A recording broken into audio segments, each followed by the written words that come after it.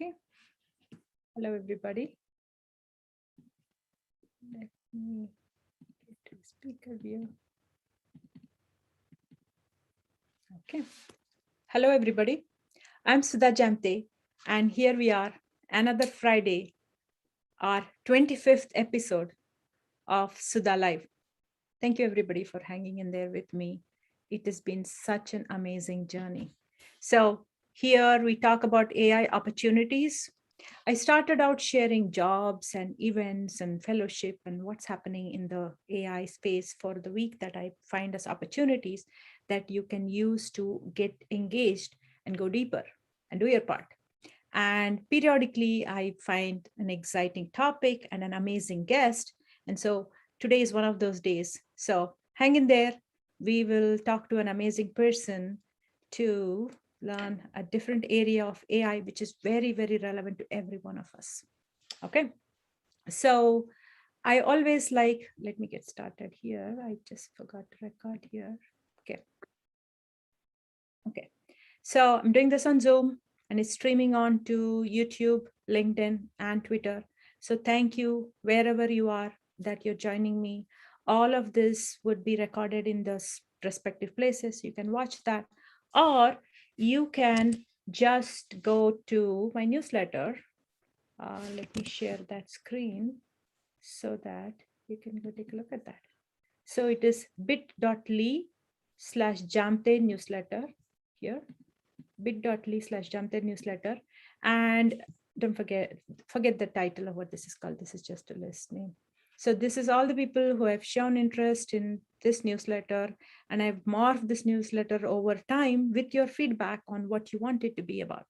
And so I would share, last week we spoke about climate AI, future of work workshop. So all those links are all here. And this is the weekly Wednesday team: Henry Mulak, Yash Yashwini from Yash, our host, and me. So you're going to see our weekly Wednesday speaker series recording in here. You're going to see minute by minute what we are talking here captured, and with all the links that I'm going to be sharing here. So if you want to do that, that would be the easiest thing. Just subscribe to bit.ly/Jamthe newsletter, or just go, if you're going to remember and bookmark, you don't need to subscribe because I don't want to do anything else with this list. So you can go back, watch all the past recordings, do whatever you want with it. But make sure that with each opportunity, think about how it is relevant to you. What can you do with that? I'm not here to just give you a list of jobs or list of events and just make a tactical list. I don't need to be talking to you to make that happen. Okay, so think about your role, because AI is pervasive. It's everywhere, whether we want it or not, in all our lives, in every possible country, every possible domain, and every possible function. So what is it doing for you? What should it be doing for you? Do you like the way it is doing whatever promised, right? Find your path in it. That's what I feel very empowering in spending this time every single week. So 25 weeks I've been here with you just for this reason, because I don't want to give you a course to just say, here's how you build AI, here's how you make money with AI, or value creation from data. That's been my research. I want you to do this ethically. I want this to work for you. So I want you to find your role in that. So I always like to start this with congratulating somebody. And then, I find so many opportunities to do that. And then it's extra special for me when I get to congratulate one of my students. So let me show you who I'm talking about today. So let me see if I have Craig. Craig Pritsky came back to us as a returning student to talk to us at Weekly Wednesday. So Weekly Wednesday is our happy place where we have our some guests who comes and talks about an interesting topic. And we try to go between the depths of technology and high-level business consideration. We like to kind of unpack that space, which is not written about or talked about much. So let me show you who is Craig. Here is Craig Pritsky. He took my AV course at Stanford some years back, and he came back to us today, or this week on Wednesday, to talk about space technology, why it matters, what can you do about it, to give us a landscape of that place, to get involved. And so I'm going to show you a little bit of what Craig was talking to us. Again, if you're subscribed to the Jamthe newsletter, you can go watch that. Or if you're part of my YouTube, you can just find the video. You don't need to subscribe or sign up to anything. You can go track these and watch them too, if that's preferable for you. But I'm going to show you why this matters, why I'm so excited about it. Okay, so here is Craig. Yeah, hey, that's what I'm here to do. I'm inspired, and I like to share that enthusiasm with others. So, one of the things that I think is, really important to recognize is that, investment in anything, right, is going to yield opportunity. Okay, if we invest funds and resources and talent into something, it's going to bear opportunity. And so, what we see here is that as of 2020, private investment in artificial intelligence by country, the United States leads the way and China quickly follows, right? So as we see in this figure, the United States remains the leading destination for private investment with over 23.6 billion in funding in 2020, followed by China and then the UK. So if we look at this a little more closely though, what we see is that the three leading contenders here, the US, China, and the EU, this further validates the United States' dominant position in private AI investment. Right, and so while China saw, an exceptionally high amount of private AI investment in 2018, its investment level in 2020 is less than half that of the United States. And so it's important to note that while China has, strong public investments in AI, as well as strong private investments, due to both the central and local governments in China spending heavily on AI R&D, the United States still eclipses that with private investment alone. And so why is this important? Well, this is important because when we couple this with investment into the space sector, we see a marriage. We see a pattern starting to emerge here, right? And we see that traditionally, well, let me back up here. Holistically, just looking at this, we see again, the United States is leading the pack, right? And we see that China is in double digits. And so if a country is investing in AI and it's investing in outer space technology, it's going to be well positioned to lead the charge at the intersection of the two, right? It would be alarming to see, a disparity in the investments, right? If we Okay, so he starts here. I just gave you a taste of what he's doing. He's talking about a macro view and he's bringing it down to what is happening in the space tech. He's not giving you nitty-gritties of here's the landscape of 100 companies in space tech, that kind of thing. He wants you to know why you should care. And the beauty with what Craig is doing, or where he's come from, is he's come from a place working with medical devices. Then he took my AV class. He's been through a journey. And then now he's come back. He's realizes his excitement is about exponential technologies. And he's self-taught himself on space technologies. So he's thinking about this strategically of why we should care, what can we do with it. So it's not a tactical exercise of here is this technology, we can go build this with it, or here's how you use it, or go find a job in this company, but to think about what is your space in that. So congratulations, Craig. I love you for what you're doing and having the courage to learn something totally new and come talk to us. And in Weekly Wednesday, one of the things we do is we end up having an open conversation with variety of different people from various different backgrounds. We try to keep it as global as possible. So I would love for you all who are watching, if you're working on something amazing, interesting, come talk to us. Because we all learn from each other as much as you learn from anybody when you're coming to my Stanford class or my Business School of AI class. It's more that you're going to learn from each other. Okay. So the other interesting thing is, I am not going to talk much about AV, but I seem to go back to it because AV space is heating up.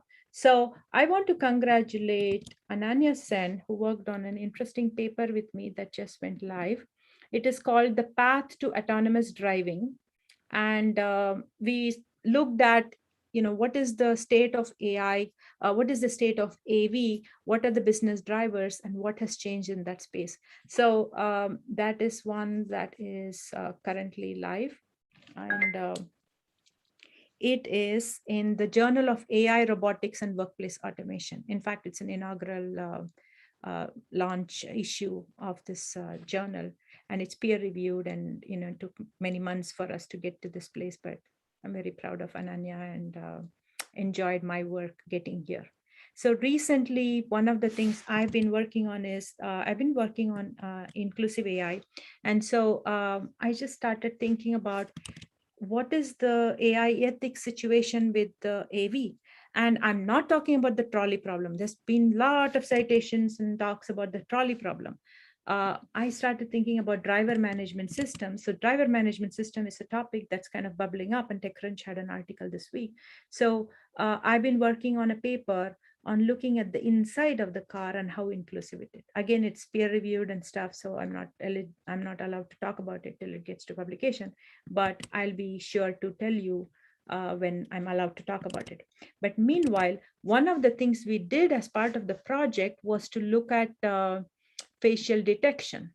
And interesting timing, because we looked at standard facial detection technologies. We didn't do an exclusive list of every possible player. We said who are the top players, and ended up looking at that in the context of the car. But we found that interesting timing this week, NIST had actually published, here, let me show that. Okay. NIST actually runs an ongoing project where anybody who works in the facial recognition space can make a publication, can participate and submit, and they will actually look at the efficacy of these facial recognition systems and try to do it agnostic across every possible player. So they're like 361 entries in here. And you can actually, it says how you can participate if you want to participate in this evaluation, and things like that. And there's an API document, once this is published. So I hope if you're into inclusive AI, or looking at face detection, or looking at computer vision, and understanding face detection in any other context of inclusiveness, you'll take a look at this, because this is amazing, amazing stuff. I think NIST started this in 2017, and the number has only grown, and they've done an amazing job to have a single source of truth of what's the state of facial detection in here. So I hope you will check that out. And for those of you who are new to this, I will be sharing these links, all of these links that I'm talking about. I will put it out in the LinkedIn chat at the right time where we are talking about it, but also come back and put it in the newsletter. Yeah. Okay. So, so we talked about, our students who are working, coming back on the space tech, on AV, how AV space is heating up. And another interesting thing, this was actually in this Discovery Plus streaming session, that Kumbh Mela is a huge thousands and thousands of people get together. It's a Hindu festival that happens in India, and the Indian government is using face detection to check whether people are wearing masks. So that's the one thing that's happened with the pandemic, is it's rationalized monitoring people everywhere. And there are people who would say, yes, that saves life. There could be people who would be spreading COVID if they are not wearing masks. And so they were using this, and then, they would go and they would send information on the location of where they find group of people without masks, and then the cops would go after them. So, but they did using AI, so which was interesting, especially this week when we were looking at face detection. And one of the things we saw is one of the top companies, and I try to be very agnostic, so I'm not going to name names. One of the top known facial recognition companies could not recognize people with a bearded face. And it's not just a trimmed bearded face. So think of this, tech is being built by people who are working in tech, and they must be people having beards. So they have people who have kempt beards, and it works. But if it is unkempt beard, It doesn't recognize it. And we found that. So I was just thinking when the Kumbh Mela Indian government is using this facial detection, they must have built their own algorithm because they're not using the algorithm from the top company that we were playing with here in US. And their training data must have their own training people images who look like the people who will show up at the Kumbh Mela. So it got me thinking about AI for local problems. I would not sit here in US and think that, there's going to be this crowd control that's needed. I was thinking Boston Marathon, whether they were using their face detection. It never occurred to me of an Indian festival and what the crowd would be, whether they would be wearing turbans or beard or what would their outfit be. So that's what it comes down to. Inclusiveness is to have people get involved in building AI to work for themselves. Okay. So one of the things I want to announce today is as part of my newsletters, I have been invited by LinkedIn to publish a newsletter. So I'm calling it Nailing AI. So I'll share the link here. And I'm going to be talking to you about how can you nail AI? How can you understand AI to make it work for you, to solve for your local problems? How can you make it work for to make it relevant for your roles? You could be a sociologist, you could be a product manager, you could be a business development manager, you could come from anywhere in the world. How to go past the depths of technology to make it work for you. So watch out for it. And I always look for feedback from everybody. So I hope, you'll be able to give me interesting feedback. And we talk about jobs here all the time. So today, one of the things I want to show you is, it's not just about listing jobs and going getting jobs. AI is everywhere. So AI is in HR. AI is in the talent acquisition process. So let me show you a very interesting chatbot that is used for recruitment. So today, when you apply for a job, it gets filtered by an AI, and then AI is going to select the criteria of what the companies want, and then it's going to let you in or not. And we've spoken about how Amazon's AI recruiting AI was biased because of feedback loop, and it never allowed a single woman to be even called in for an interview. So we've heard only the horror stories. So I want to show you this chatbot which talks to people. And the example here from this amazing company is not about tech jobs. It's about a job, because all jobs have some kind of self-filtering condition by which they go in, and there's a cost to the employers to get the right people in. Otherwise, they will rotate and leave, right? So they want to reduce attrition, get the right people for the job, and manage this in a cost-effective way in any market, anywhere in the world. So let me show you a cute little chatbot, and I'll tell you in a minute why am I showing this one. And I try to be very brand agnostic, but I do like cute chatbots. Yeah, let's just listen to the chat. It's a virtual recruiter. So a cashier is applying, maybe in a retail store.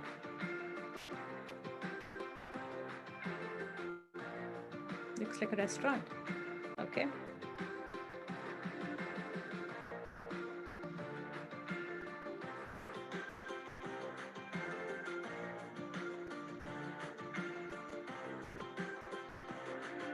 It's finding the information.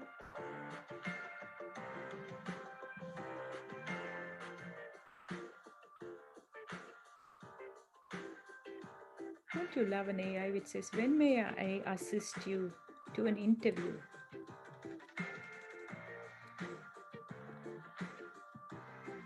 Okay, I'm going to stop here. Okay, so I want to actually bring in a guest who can demystify this. So help us understand, what is AI in talent acquisition? How can a chatbot really make this happen? What's the reality behind the scene? Because there are people who want to get in and don't want to be filtered out by the AI incorrectly. And then there are people who are employers desperate to get the right people, and their business scaling depends on it. So let me bring in our guest. This is Ricardo Altamirano. Hi, Ricardo. Hi, Sudha. How are you? Good. Do you pronounce your last name as Altamirano? or Yes, exactly like that. Altamirano. Yes. Altamirano. Awesome, awesome. Okay, thank you for joining us. So, Ricardo, tell me where you're joining us first. Sorry? Where are you joining us from? Mexico City, here Awesome. in Latin America. Okay, so so the cute chatbot that I showed is yours. Yes, that's the chatbot that we designed for applying for a job. We started for restaurants, so yeah, so retail, all those kind of hourly type of jobs. So what was fascinating for me is I've seen a lot of chatbot design. We have courses on NLP where people have, come and learned how to build this stuff for customer support and whatnot. But your chatbot is for anybody. It's not a tech job, right? The person is just chatting and trying to find information like anybody would do, right? They're not tech savvy people or tech savvy roles only, which is where AI is going, right? For real scale of AI is when it starts helping everybody. So tell me a little bit, what's your company called? How did the chatbot get its name? Give me some context here. Yeah, so the company is called Camote or Kmote Technologies, okay. And the chatbot is called Claybot. Claybot. Yeah, Clay Claybot. with a K, right? Not with C. A K. Yeah, with a K. Actually, it's because we named the company Kmote, and because it was with a K, we decided that the robot that we were building is like a clay that you can just build to yourself, and you can do this AI, and we just put the K on it. Yeah. So one of my areas of research is called AIX, which is about designing AI and and I have a framework on AIX about how do you give personality to the AI. So did you think about, is Claybot a male or a female, or did you think of personality? It's the personality is the robot that you can just build, that you can just use, like it's like clay that you can mold, you can give any personality that you want. And like the companies that we work with, they design their own robot through our technology, and they give the personality that they want. Oh, so it's a flexible personality to adapt to your clients. So all the clients are all kinds of hiring managers or HR departments? Yes, all type of HR managers, mainly recruiters, that they need this type of technology to help them filter a lot of profiles. Yeah. So that's the main idea, to help them. Our tagline is humans, let humans be humans. So humans be humans. Yeah. So we're trying to allow the recruiters to actually have a face-to-face interview with a candidate, and the robot do the first part of the pre-screening process. So the robot is essentially the sourcer. It's actually filtering people through, right? Yes. That's a fear for people, because people they are sitting and applying jobs. The job says something in the description and people think that's for them, and they end up applying to 30 jobs or 40 jobs, and usually they get rejected, or they sometimes don't hear back. It's a very frustrating process to go through the job cycle, right? That's job search process anywhere in the world. And especially if you're thinking of a cashier job, what is unique about it, why they must have experience, but only when they get to explain that to somebody who would call them, right? So tell me a little bit about how did you get to this AI for talent acquisition? What's the story behind that? Yeah, so we actually started we never thought about getting into AI, even though my business partner is a specialist with AI and computer science. But we decided to design an app for applying for jobs, like just like LinkedIn or any type of app. Actually, our first idea was kind of like a Tinder to connect people with jobs. But the thing is that, like in Latin America, and I guess it's all over the world, because that's what we've been talking with some companies, it's very hard for the hourly worker to just download another app that they will just use once or twice, and they will apply to a job and never get feedback. And it's very frustrating, as you said. So when we saw that this was happening, because we actually built the app, we decided to pivot and started just to go to WhatsApp. That's the main messaging app that everybody uses in Latin America, and we said like, let's put a robot that answers the questions for the candidate and pre-screen their profile, and if they have the profile that the company needs, then we can match it to the applying job. So you kind of pivoted from being an app for the job seeker, Yes, to switch to help the employers filter yes. out to the right candidates. So is your Exactly. loyalty still to the user, to the job applier? Because you're Sorry. chatbot. Is your loyalty still to the job applier, because you're still, the chatbot is talking to the applicant all the time? So how do you balance the applicant versus the employer? Yes, it's not an easy task actually, but we're trying to always like be balanced between both. What we're always aiming for with the company is, let's try to give all the information that we can to the candidate before they go to the interview, so they can actually decide if it's a proper job that they want, and also for the company, see if the candidate actually fits a profile. So for example, in Latin America, there's a lot of jobs that you have to go from one shift during during 1 week and another shift to the other week, and there are some students that cannot do that, and if then when they don't know, they just go to an interview, they spend a lot of time in the public transportation, they spend a lot of time with money, they spend a lot of money to get to the interview, and then say like, oh, I cannot do it because I'm a student and I cannot like do this shift, this different shifts. So that's something that we want to do, that we're trying to do, like match these two things, give all the information, and actually make it easier for the candidate to apply to a job. Yeah. So what does that look on the back end, in terms of the employers? So, when we look at chatbots, we know that there's a lot of work that goes in to get the intent and the context and all that stuff. So what goes into the back end for the employers? So do you give information to the employers? These are the kind of candidates we filtered out, or these are the topics people are asking you about. What makes them, how do you help them make the employers smart? Yeah, so what we give the employer is like telling them how many candidates are they applying to the job. Like that's the main part, but we also give them some data on as where the candidate is and how far is from the store. So for example, we work with companies that have several stores all around the country, so they need to know if the candidate actually is not that far away from the store, and so they know the zip code of the candidate. They can know if they actually make the profile that they are searching for, and also if the experience, what type of experience do they have. And there's something very interesting that we found out, is that it's actually helping a lot of the brown marca empleadora. It's called, I think in English, the employee branding, I think it's called. Employee branding. So it's helping a lot, because this way they can actually know what type of things that they can modify, so they can attract more talent.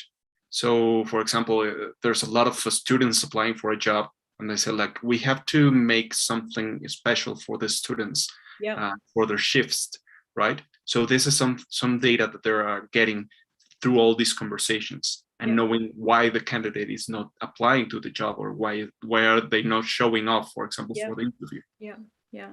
No, I remember when I used to work in corporate that we used to have lots of different jobs open, and we might not fill in some of the jobs. So here we hear about, a talent gap of how employers have jobs, and then employees are trying to apply, but it is not a match. So the magic is in the match. So it looks like your AI is appearing to help to filter through, but it's essentially helping the employers essentially adapt and listen to the market. Yes. And so that they can offer the right kind of job. I'm seeing a comment in here. Let me see. So Suresh is here. Suresh is one of my students. So we have very select students of mine who do show up here on the Zoom room. And I keep saying my students, but my students are all like professional adults, they're business leaders. So Suresh is an engineering leader. So he has a question about, are they using IBM or Google AI, or, what is the underlying technology API you're using? He's curious. Oh, we're using, first of all, we're using UIB API for Okay. omni-channel messaging. So Okay. within our chatbot can actually work in any channel, like WhatsApp, Facebook Messenger, and that. And what we're doing is we're building our own NLP. That's because when Mexicans write through the chatbot, they don't write like in a specific type of Spanish. They write in very different type of Spanish. So we have to classify all that information, all the Yeah. data, and try to make the robot talk in Spanish as easy and as a human possibly Yeah. way. So it's been a hard task for a few years, but it's getting better, and it's understanding Yeah. even more and adapting better to the conversations. So that's a whole different topic, because I remember having a conversation at Kagawa University in Japan about how technology is being built in English, and the coding is done in English. So we get translation only in a set of languages, and Spanish is in there, but it's not the same Spanish, in different in areas. So it's very fascinating. I have a student of mine who's working on NLP for Hausa language, which is the seventh most spoken language in the world, and it's from a region in Africa, but it's not included in any of the language translators. And she set out to go make that happen. And then she found that you need to start with the data. You need to start collecting data to train the models in the fundamental. So looks like you're doing that. Maybe any of the companies who are working on AI translation should contact you to see whether, they can, borrow your NLU underneath to understand to make Spanish language work for Mexico, and I'm sure you have it for more countries, because you're Yeah. covering a lot more than Mexico. You mentioned something about UIB. I was thinking, when you were saying, that this is so easy that they can chat with WhatsApp. Um, I'm a little familiar with UIB, but they keep innovating, all the time. So I'm not caught up with all the latest. So maybe you can tell us a little bit, how do you get, I can understand if it's an app on the phone and you can do messaging with the app, but you're saying it's not a single app that they're going to download and they can come at it from various different messaging platform. So tell us a little bit about how you made that happen and what's UIB's role in that. Yeah, so it's very important for us that like the partnership that we build with UAB, because they allow us like through just one API make the chatbot omni-channel. So it helps us like the candidate, if they don't use WhatsApp, if they don't like WhatsApp, they can go through Facebook, or they can go through the website of the company, or they can use Telegram or any type of messaging app, like Instagram as well, that we've added right now, and Google Business messages. So those type of things are helping us a lot, because we just meet the candidate wherever they are. If they decide, like they saw the company through Google Maps, for example, and they can just chat with the company and apply for the job directly with the store that they just saw in Google Maps. So those type of things are very interesting for us to make the omni-channel robot and actually know where the candidate is coming from. That's amazing. I mean, in a lot of design, they talk about customer empathy, but this is true empathy to say, wherever you are, just chat with us. Yes. And that omni-channel conversation is facilitated by UIB. Yes. Yeah. Yes. So for people who are here thinking about talent acquisition and AI, do you have any advice for them before we let you go? I think I don't know if it's gonna be like a very popular opinion, but I believe that AI for talent acquisition has to be very well carved up. As you said, like what happened with Amazon or with other companies, that when you don't train the model correctly, you can start getting some not making the perfect match or Yeah. doing some biases. So I believe that you have to take care of which type of AI you're getting into your company. Yeah. And that's very important. Just not to just get an AI for anything. Like if you saw it in the market and they say like it's amazing, just try to go deeper and see if there's any bias on it, and Yeah. what type of models, what were the data sets that they have used to train it. So yeah, that's something that we have to talk with a lot of companies. Yeah. So like, don't just go and buy any AI. Just try to see how, if it actually matches or your company. Yeah. So one of the exercise I was talking about, the face detection we did, we found that Amazon, Microsoft, and IBM were all banned by US from US government from using facial recognition for police use. And still, and that happened about a year's time back, the ban was 1 year, but the ban has been extended. And so when we went to find an API as a developer, it was readily available on the site. There was no mention that it's banned, because they just want us to keep using it, because we could be applying it in some other use case. And only when you continue to use AI will they be able to train better. So it's a chicken and egg problem. So it was interesting for us once we figured that out. We said, okay, but they put in so much time and effort to build a foundation model that we could start using, right? So in your case, it's expensive to start off from ground up. That's not what everybody's going to do, but it is smart to ask those questions. If a vendor says, here's an AI, like I showed, the NIST has compared tons of facial recognition technologies that's available out there. Do you know if anybody is comparing NLP models out there? Did you guys go through that exercise of what is out there before you built your own? Yeah, we saw a lot of data sets for NLP in that, but the thing is that no one has, specific for Spanish, has done it like for slang. So yes, and it's very frustrating for the user if you don't understand when they are talking in slang. Mainly because a lot of the people that are applying to the jobs are people from 18 years old to 24. So they just go and just chat it, and there were no any data sets that we can use for that. Yeah. So that was challenging, but it was very exciting. So is any of your data set public, or is it, do you have open source material? Do you plan to put it out there? No, not yet. We will love to have that, but we don't have it yet, publicly. Okay, so I'm happy to follow up offline, because we have a course on teaching NLP, and we try to use some existing no-code AI platforms, and IBM has one. That's why Suresh was asking about those. And all of them take us up to a certain point, and then it comes to that customer interaction. What the customer want, and in this case, you were lucky to find UIB that gave you the omni-channel interface that kind of lets you scale quickly, right? So it'll be interesting. So I'm happy to follow up offline. Yes, because we run something called a live lab where our students actually go hands-on and go build real solutions with customers. So maybe we can work with you on that.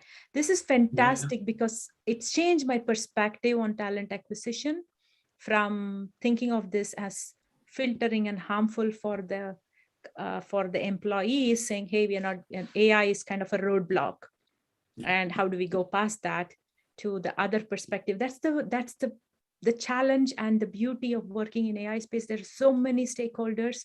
So I came into this conversation with you thinking you're going to say, hey, I'm thinking of the employees, and you're going to see how it helps the employers, and we're going to have a conversation. And then you brought in a whole new dimension, that there is a whole NLU that you need for Mexican language slang that's not available in any of the models. So it just adds more complexity, but therein lies the joy of innovation. So I'm so happy you were able to come have this conversation with us. Looks like we'll have to call you back a longer time, or have somebody from your team at Weekly Wednesday to kind of show us a little bit more of the Spanish NLU models you've built and the challenges. And I'm happy to follow up offline. Sure. Yeah, that would be amazing. Yeah, thank you for having me. And yeah, that's the beauty of AI. I think that. Yes. So can you tell us the URL where we can find you? I know I showed the video, but where can people connect with you? Where can they find information about your company? Yeah. if they want to play with, if they want to try, if there's somebody watching here and they want to play with Claybot, where do they go? Yeah, they can like just log into their website that is called claybot.com, or they can contact me through LinkedIn as well. Claybot has its own LinkedIn as well. Yeah, claybot.com for talent acquisition.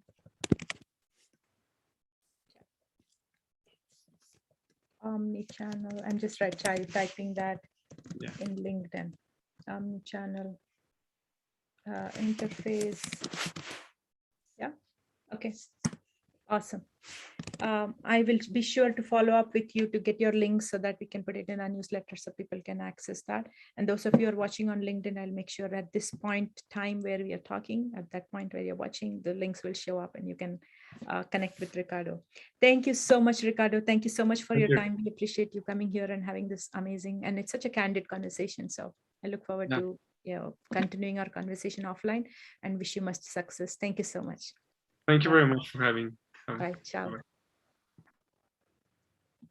Okay, so I would like to continue on to finish up the opportunities, and everybody who's watched this for the last 24 weeks knows that I speed up at this point because I'm trying to get you as many jobs and events possible. So I told you about the NIST facial recognition technology, the vendor test that they were doing, the space tech we spoke about.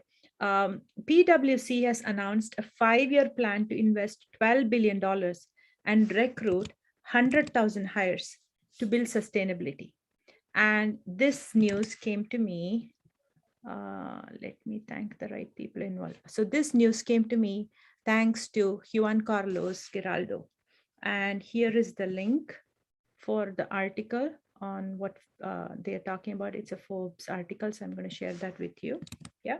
So think of this. We talked about climate AI last week and 100,000 jobs, and I'm sure it's over a period of 4 or 5 years, but that is a lot. And how do we get to those jobs? How do we, make this happen? And therein lies your opportunity. And we just got a taste of what that filtering for the job is going to look like. But I hope you will join me on this Nailing AI newsletter that I'm going to start to kind of, unpack what does nailing AI look like? How do you get a handle on what AI can do for you? And here we heard from a Mexican entrepreneur looking at all of Latin America on how they had to, go start with AI and say, oh no, this is not working for Mexican language for our customers, and they had to go back. And I thought Spanish was available in all the different AI platforms. So you're going to go in and you're going to find more opportunities and challenges. So it's good to actually, stay in touch and learn from other people on what is happening out there. So bit.ly/Jamthe newsletter, for those of you who just want to come in, follow the links and look at that. I gave you the path to autonomous vehicles.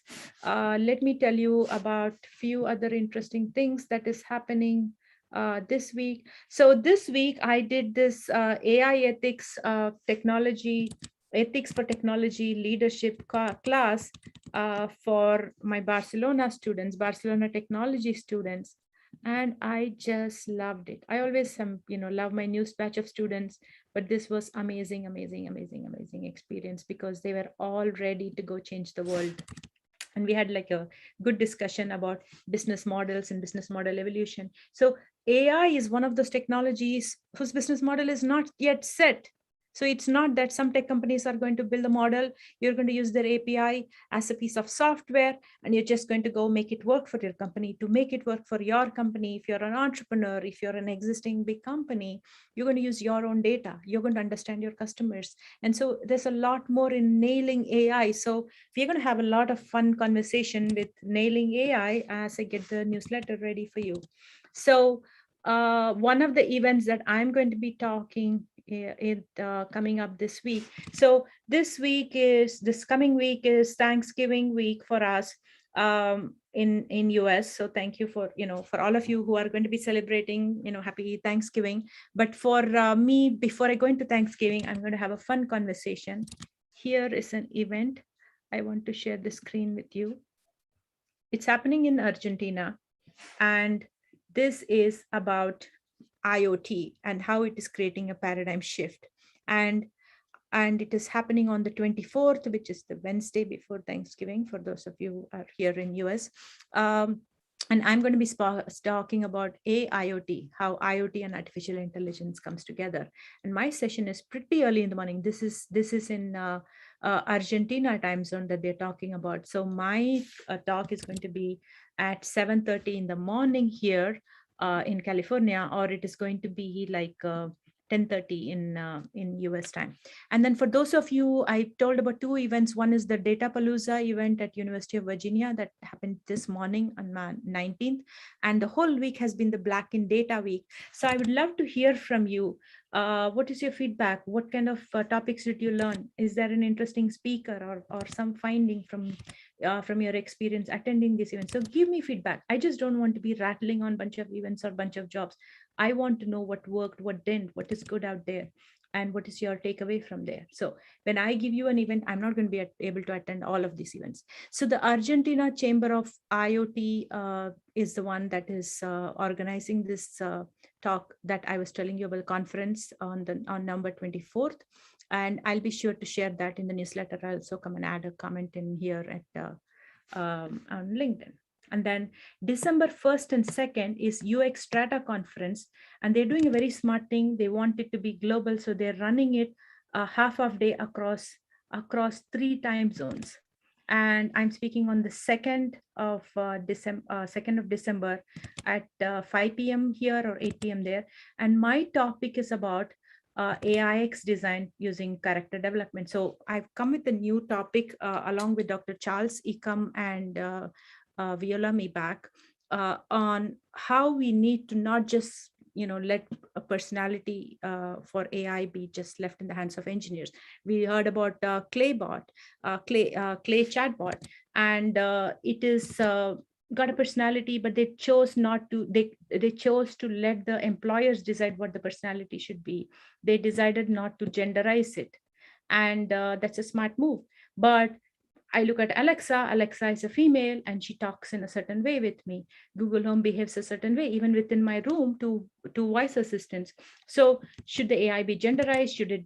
How should it be humanized? What should be the tone? Is the personality development of AI?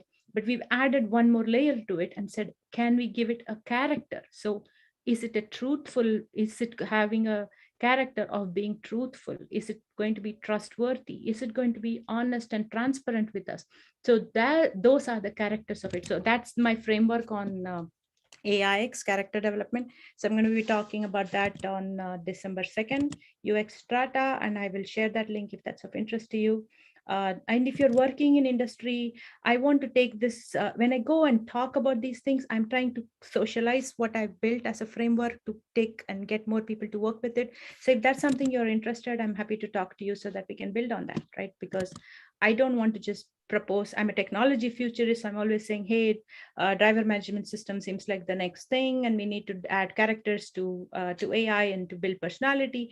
I'm kind of creating theoretical frameworks, but I want to add experimental design and actually test with data to see, okay, what I said as hypothesis, when does it work, in what situations, what it doesn't. So talk to me. That's why I'm doing this, to drive the conversations, to be able to hear from you.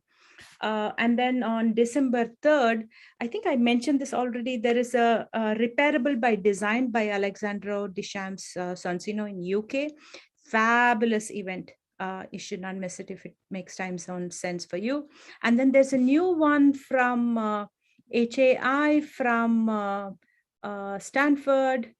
Though I teach at Stanford Continuing Studies, I'm not affiliated with all of Stanford. So this is AI plus health. And so it's AI Health 2021.stanford.edu. Again, I'll share the link with you. They've just announced their keynote speakers. I'm a big fan of Dr. Fifi Liu and Andronic, and you should check it out. Especially some of you have been saying, hey, I'm interested in healthcare and AI. I'm not interested in, generic AI of all areas. So that is something that you should definitely check it out. And what else do I have? I just want to make sure I told you about the PwC jobs. I told you about this upcoming events, and I think that's a wrap. So with that, I'm going to close out. I hope you will come back and watch the weekly VED from Craig Britsky, watch the recording of this one. And, I hope you were as inspired as me when you were hearing Ricardo talk about how they built the chatbot, how they actually, evolved from an app to a chatbot, how they actually, it didn't deter them that their existing big tech companies models didn't work for them, and they went off and built their own NLU to speak Spanish natively to their customers, and they've adapted to the customers to go build the chatbots.